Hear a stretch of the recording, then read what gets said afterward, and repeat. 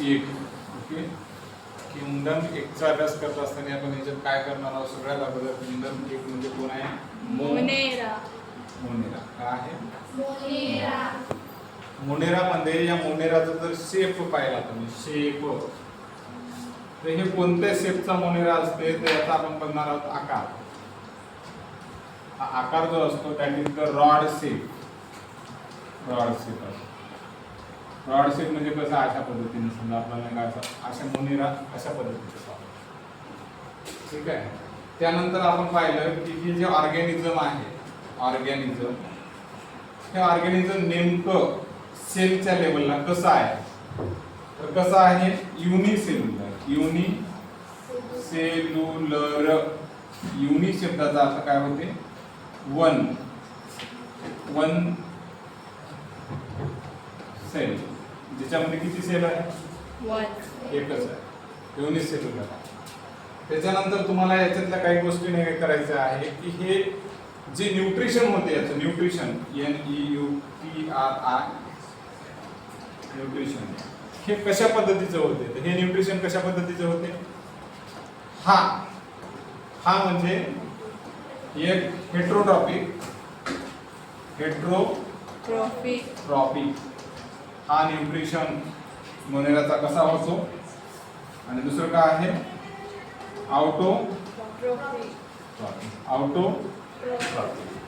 Heterotrophic म्हणजे याला मराठीमध्ये म्हणतात काय? पोषकी. हे ऑर्गॅनिझम अन्न जे आहे त्याचं ते दुसऱ्यावर अवलंबून असतात अन्नासाठी. स्वतःच्या आतमध्ये स्वतःचं अन्न तयार करू शकत नाही. आणि ऑटोट्रॉपिक जे असतं याचा अर्थ होतो सेल्फ. सेल्फ म्हणजे स्वतः. मग स्वतःचं अन्न स्वतः तयार करतात आणि अन्न स्वतः तयार करतात म्हणून ही कोणते आहेत? ऑटोट्रॉपिक. ऑटोट्रॉपिकचा अर्थ होतो स्वयंपोषी. हेट्रोट्रॉपिक म्हणजे परपोषी. ऑटोट्रॉपिक म्हणजे हेट्रोट्रॉपिक परपोषी. आता लक्षात घ्या, मोनेराचा शेप कोणता आहे? रॉड. ऑर्गॅनिझम कसा आहे? युनिसेल्युलर. युनिसेल्युलरचा अर्थ काय होतो? One cell. One cell. त्याला काय म्हणतात? एकपेशीय. ठीक आहे. आणि न्यूट्रिशन कसं होते? हेट्रोट्रॉपिक आणि ऑटोट्रॉपिक. आता यात मला सांगा, ऑर्गेनल्स असतात का ज्याला मेम्ब्रेन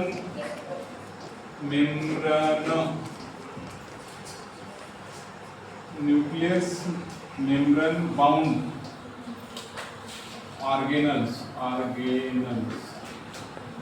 तर हे असतात का? तर नसतात. ज्याला आपण काय म्हणतो? अंगके. तर असं कोणी जर विचारलं की मोनेरामध्ये ऑर्गेनल्स असतात का, तर आपण म्हणायचं there is absence of organelles in the Monera. मोनेरामध्ये अंगके नाही सापडत. ओके. न्यूक्लियस सापडतं का? तर आपण ई कोली नावाचा एक ऑर्गॅनिझम बघितला.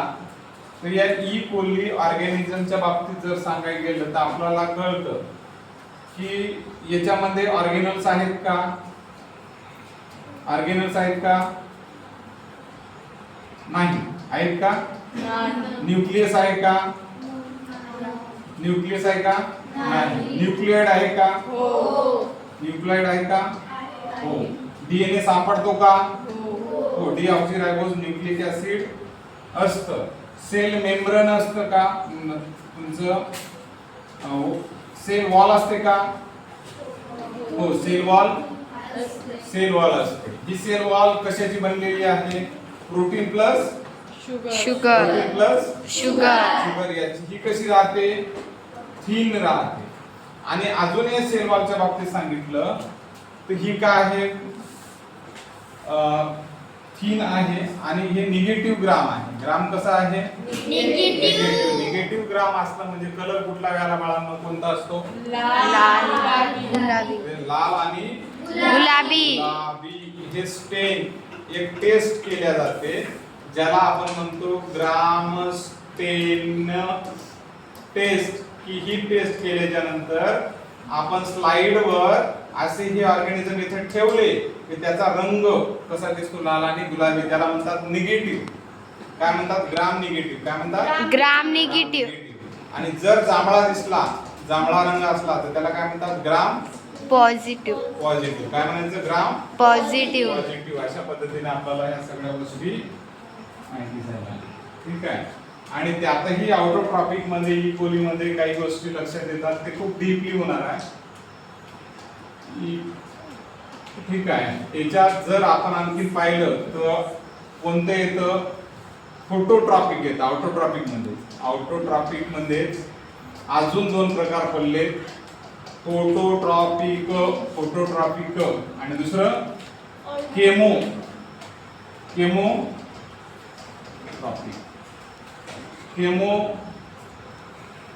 फोटोसिंथेटिक आणि येतं केमोसायन्थेटिक. याचा अर्थ व्हायला लागला काय की जे काही असं तुम्ही एक झाड लावता समजा, ठीक आहे, हे झाड किंवा एक सेल आहे, त्या सेल मध्ये एक तर फोटो शब्दाचा अर्थ होतो लाईट. त्या लाईटच्या सहाय्याने प्रोसेस होते फोटोसिंथेसिस आणि मग अन्न तयार होते. ठीक आहे. पण याच्यामध्ये केमो शब्दाचा अर्थ होतो केमिकल. काय लागला? केमिकल. आणि केमिकल म्हणजे कोण राहते? नायट्रोजन. आपल्या ह्याच्यात जसं नायट्रोजन आहे, आयर्न आहे. ओके. हे जमिनीच्या आतमधले जे काही केमिकल आहेत, त्या केमिकल सूर्यप्रकाश नाही पडला तरी म्हणतात भाऊ आपणच करू शकतो म्हणतात. ठीक आहे, नसलं तर नसलं, पण आपण आपलं स्वतः अन्न तयार करू. सूर्याच्या प्रकाशानं होते, ठीक आहे, पण आपल्याला नाहीये. तर नाही तर काय करायचं?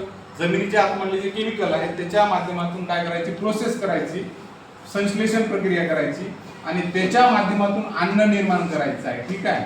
म्हणजे ऑटोट्रॉपिक स्वतःच अन्न तयार करायला इक्वली, पण प्रोसेस दोन पद्धतीने करायला लागले. एक फोटोसिंथेटिकनं करायला, दुसरं केमोसिंथेटिकनं करायला. लक्षात आलं?